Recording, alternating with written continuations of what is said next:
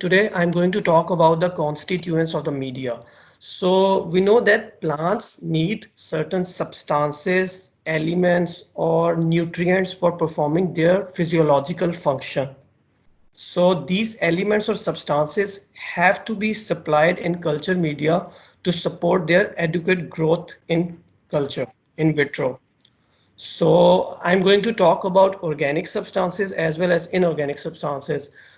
At first, I will talk about this organic supplement known as the vitamin, and then I will talk about some important inorganic nutrients.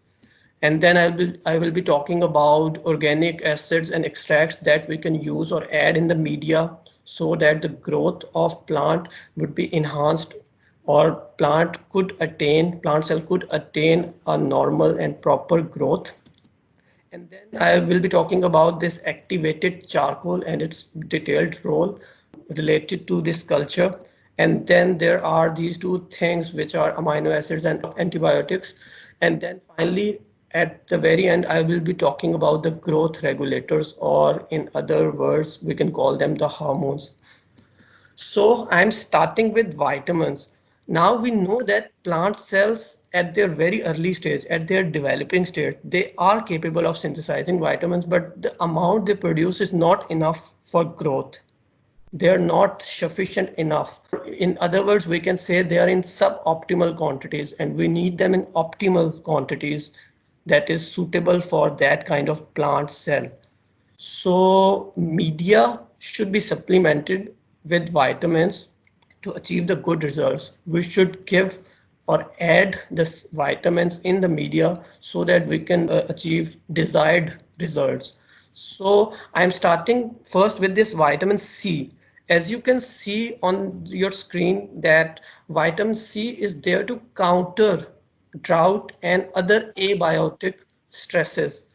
Like if we talk about the first one, we know that different things can harm the plant or culture or plant cells, like the ozones, UV radiations. And if we talk about the drought, we know that inadequate supply of water can eventually harm a plant cell.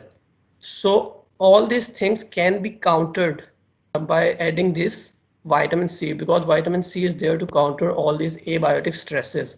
And then if we are talking about C, then it acts as a cofactor for many enzymes that are involved in the process of photosynthesis. So that particular vitamin C is very important because it is a cofactor for many enzymes that are involved in many useful processes in the plant. And then it also has the ability to control cell growth, and it also has ability or role in the synthesis of many phytohormones like gibberellins, ethylene, and so on. And then if we talk about its other functions or role, it is a strong antioxidant and it can act as a strong reducing agent. And due to these two properties, it can contain harmful things within the plant cells, and it can protect the plant against the side effects of different harmful things. So consequently, due to all the above functions, we can say that it helps to increase the shoot number. And if there is this deficiency of vitamin C, it can cause multiple things when the plant is in developing stage or when the plant has fully developed somehow, despite of its insufficiency.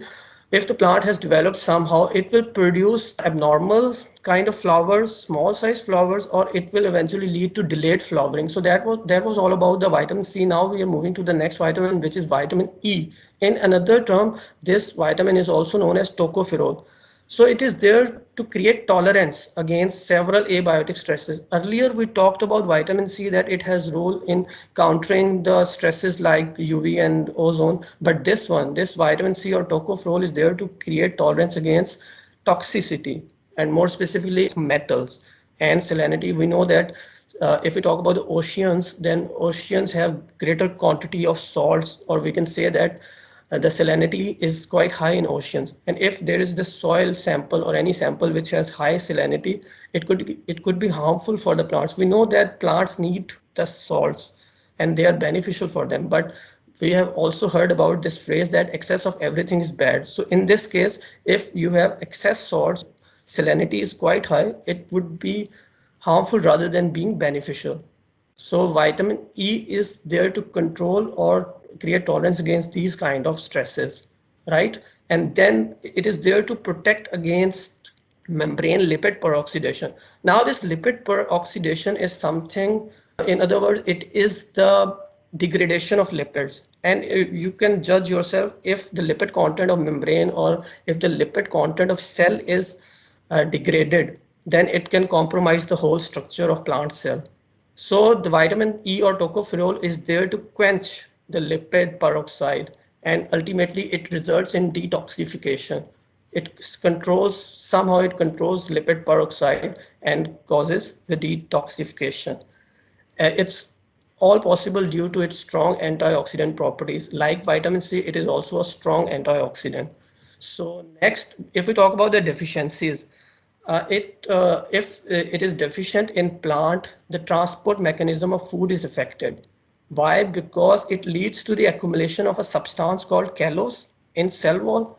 And normally we know that when glucose is formed in leaf, it is converted to starch, and for a very short and brief time, it resides there, and then it moves to the other parts of the plant wherever it is required.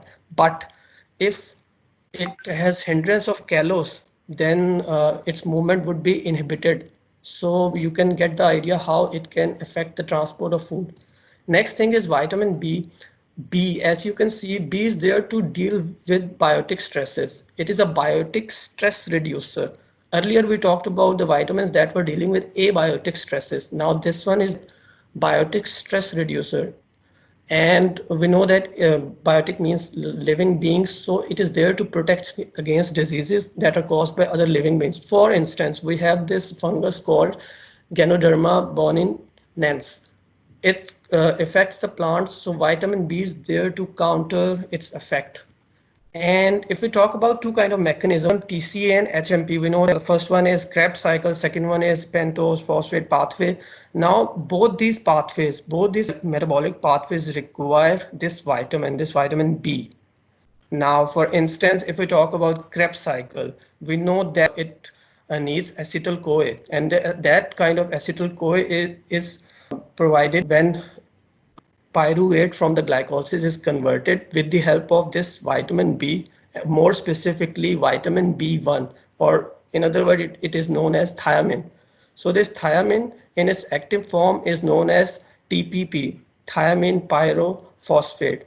And if you can recall from your earlier metabolism studies, then you can recall that this particular vitamin B acts as a cofactor in case of the conversion of pyruvate into the acetyl-CoA. And quite similarly, in case of HMP shunt, we know that there are two phases of HMP shunt, oxidative and non-oxidative. And this TPP plays role in non-oxidative phase of PPP or this HMP shunt. And it let different kind of sugars to interconvert to 3 carbon, 4 carbon, 5 and 6 carbon sugars can interconvert due to this help of this cofactor known as TPP. Now if we look at the structure of vitamin B, now we know that this is the 3D model of vitamin B, and more specifically it is the model of vitamin B1 thiamine. You can see the black ones there represent black balls represent the carbon, white ones are there for hydrogen, and red is there for oxygen, and then we have blue ones which are nitrogen. And we know that another name for vitamin B1 is thiamine. Thi is there for sulfur, thio. So that's why the yellow ball there represents the only particle of sulfur in the whole structure. And amine, we know it has something to do with nitrogen, so all the blue ones are representing nitrogen. So that was all about vitamin B. Now quickly we are moving towards the inorganic nutrients. I will come back later to the vitamins like substances after these inorganic nutrients. If we talk about inorganic nutrients, I will be talking about the important ones like calcium first.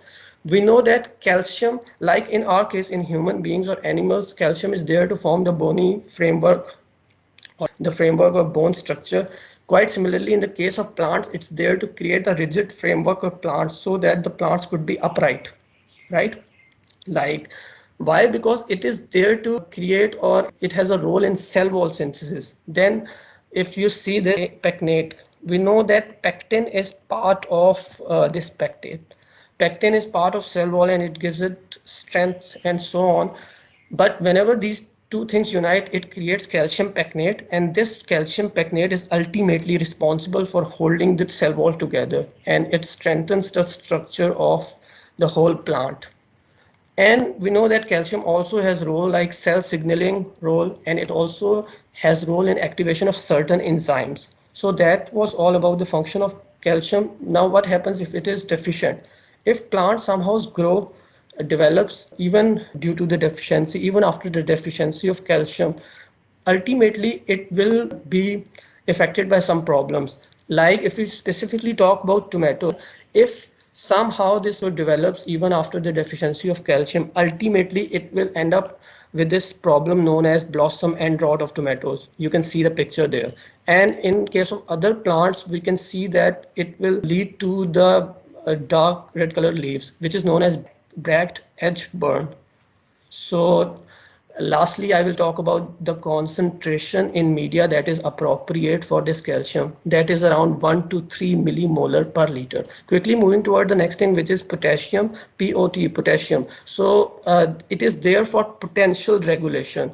It means that it is there to control osmotic potential, how much water should get in the plant cell or how much it should leave the plant cell. It is all due to potassium. Potassium has a major role, and then it is there in pore opening closing. It is not a proper term, but it can we can get the idea that it is there to regulate the opening and closing of stomata. Then we know that it has a photosynthetic role. How if it controls the opening and closing of stomata, ultimately it is controlling the amount of carbon dioxide that can get inside the plant.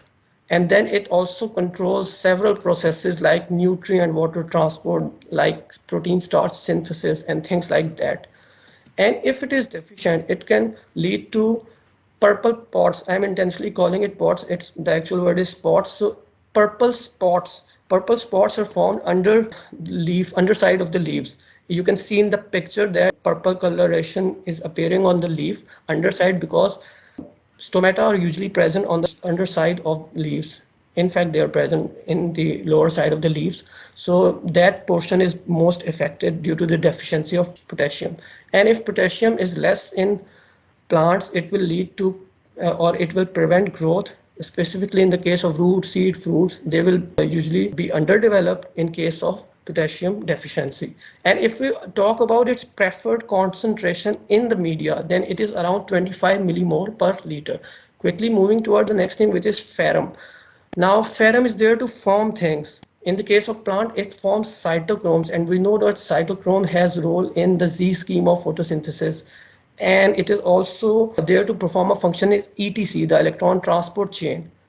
And then it also acts, this ferrum or iron also acts as a factor in enzyme activity, and more specifically, it acts as a cofactor. Plus, this iron is part of many several enzymes. So you can judge how important this iron is.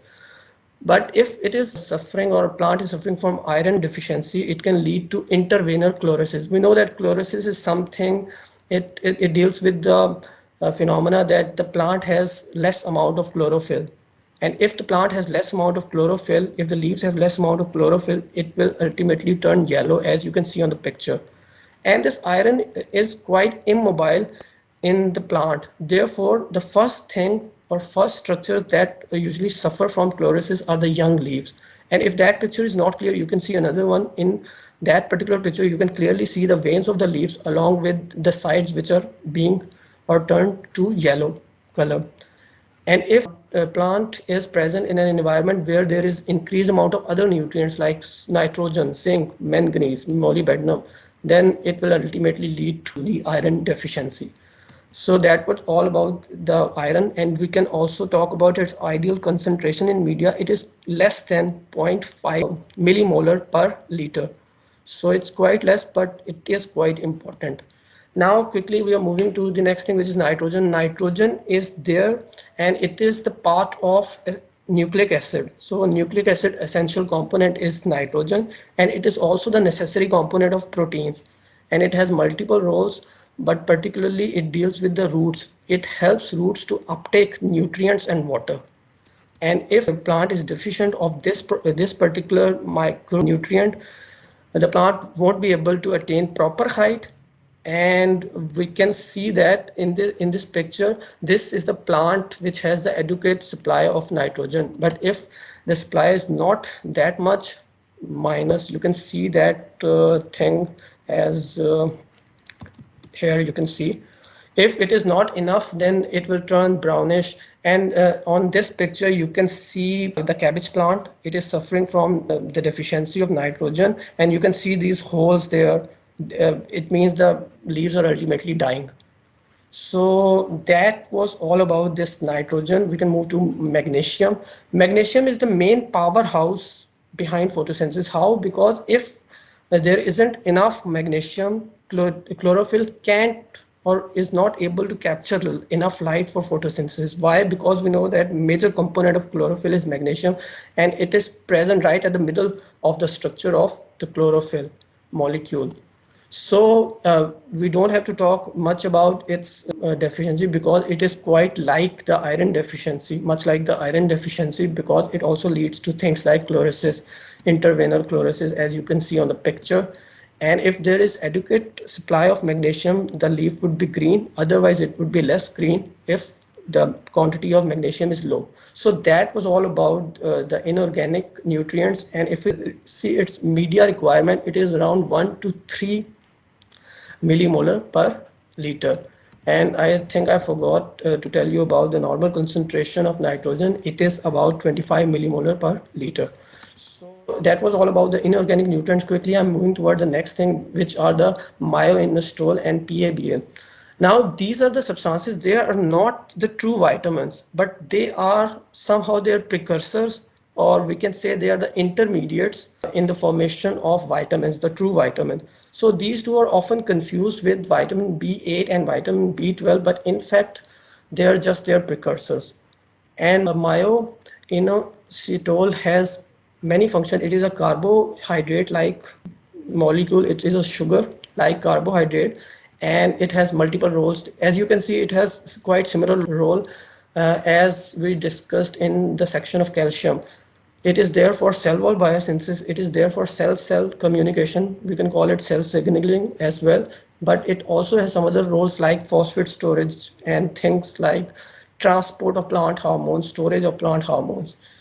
And then if we talk about PABA, that particular thing is involved in formation of folic acid. That is another, I think I was disconnected. Can you see the slides? Can you see the slides? Yes, yes, Okay, Abad already. okay, I'm continuing. PABA is there to form another vitamin, which is folic acid. Now, I'm coming towards organic extracts. That one is interesting. Now, we don't really have to go for synthetic things always. We can go for some natural things as well. We can also add some natural things in the media so that it can enhance the growth. Like we can go for coconut milk. We can add coconut milk in the media. We can go for this orange juice, or we can go for this tomato juice. And we also have this option of using potato extracts. We can use all these things, the natural things which we can add in the media. But there is this problem associated with organic extracts. What exactly is that? It has something to do with the place where they were grown. We know that the quality of the nutrients or the quantity of the nutrients won't be similar if we get these kind of fruits from different areas. So it all depends on the environment. So there is this problem associated with these organic extracts, that the quantity of growth promoting factors in them could vary place to place. So that's why we don't really rely on these things nowadays. Nowadays, these things are replaced by glutamine. We know that is the amino acid. Next thing is organic acid. Okay, now we know that there is this Krebs cycle. I already told you about it briefly in some other slide. Now, this thing, Krebs cycle, we know that Krebs cycle has many intermediates. We can add those intermediates in the media, and that can allow the growth of several plant cells. Now, there is this line which you can see. or probably you already read it. Our city is kept safe and secure from mobster. Now this line gives us all the intermediates of the Krebs cycle or TCA. O is for oxaloacetate, CIT is for citrate, then isocitrate, ketoglutarate, succinyl CoA, and then S is for succinate, F is for fumarate, and M is for malate. All these intermediates are there in the Krebs cycle or TCA cycle. Now we can directly add citric acid or citrate to the media, or we can go for succinic acid, or we can go for fumaric acid or the malic acid. You can see that the red ones are important. They are more often used as compared to the other organic acid when it comes to dealing with cultures. Now there is this another organic acid, pyruvic acid, which we can use to enhance the growth of culture cell. But we know that it doesn't belong to the Krebs cycle directly. It doesn't belong to the Krebs cycle directly. It is produced. It is the end product of glycolysis, and it is turned into acetyl CoA. I already told you about that particular thing. So we can also use that glycolic end product pyruvic acid as an organic acid, and you can see its structure as well. And one common thing about the structure of all the thing is that they only have three things: the black carbon, the white hydrogen, and oxygen red. Then there is this activated charcoal. We know that this charcoal can also stimulate differentiation and growth. How, I can talk about it later, but it can stimulate growth and differentiation of many plants like carrots, like tomatoes, like orchids. How it works? It works by absorbing phenols. We know that phenols are harmful products that are produced in cultures. Now these harmful things keep on producing within this culture, where we need to remove them, otherwise it will inhibit the growth. So phenols can be absorbed by this activated charcoal. But again, there is this problem with this charcoal. It is not suitable for some kind of plants like soybean, like this tobacco plant, because in this particular case they usually absorb the phytohormones, the growth hormones. So they are absorbing the growth hormones. That's why they are not suitable for these kind of crops. So that was all about the activated charcoal. Quickly, I'm covering the next two things, which are antibiotics and the amino acids. If we talk about the antibiotics, sometimes we can add antibiotics to prevent the growth of microorganism, but we have to be very cautious about it because the quantity is very important. We should add low concentration of things like streptomycin or kanamycin in the case of culture, because if more amount is used, it can provide, or it can be detrimental for the culture. So we should add a very calculated amount in the cultures. And if we talk about amino acids, again, like the vitamins, they are, the plant cell in their developing stage are able to produce these amino acids, but they are not enough, they are inadequate to establish the cell lines. So if we want a good establishment of cell lines, then we need to add amino acid ourselves. And the most important or common one is glutamine, GLN. You can see the structure as well. It has nitrogen in it. Now, finally, I'm moving towards my last slide, which is the growth regulators. We know that there are many growth regulators or hormones. I'm starting with auxin and cytokinin. We know that auxins is there to perform cell differentiation. It can also allow cell to elongate, and quite like in the case of cytokinin, it is also there for shoot elongation, and it has role in cell division. As its name suggests, it is there to perform a role related to cytokinesis. So, and we know that high ratio of auxin to cytokinin will lead to root formation, and in other case we will get to shoot development. And this thing linked with A, we need to explain it. A link with A means that it is a derivative of adenine, the base, the purine. So cytokinin is in fact the derivative of adenine. And then we can move towards the next thing, which is gibberellins. Gibberellins, if we add or increase the amount of gibberellins, it will increase the callus formation rate.